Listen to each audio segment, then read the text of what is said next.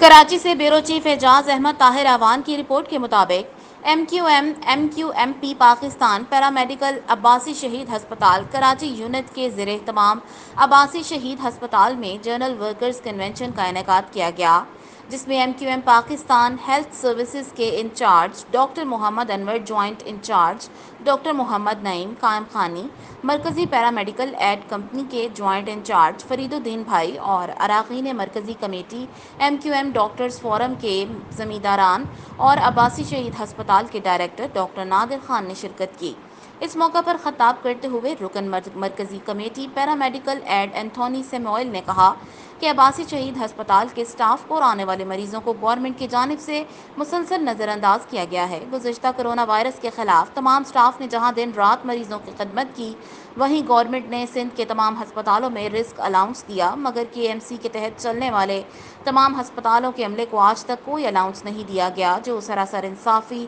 اور محتسبانہ عمل ہے۔ ہیلتھ سروسز کے joint incharge doctor Muhammad Naeem Qaim خانی بھائی نے اپنے خطاب میں کہا کہ عباسی شہید ہسپتال کراچی کے وسط میں واقع ہے اور اس وجہ سے شہر کے تمام مریض ایمرجنسی کی صورت میں پہلے عباسی شہید ہسپتال کا رخ کرتے ہیں، مگر نہایت افسوس کے ساتھ کہ سندھ گورنمنٹ گزشتہ کچھ سالوں سے کراچی دشمنی میں اتنی اندھی ہو چکی ہے کہ شہر کے اس ہسپتال کو مسلسل نظر انداز کیا جا رہا ہے۔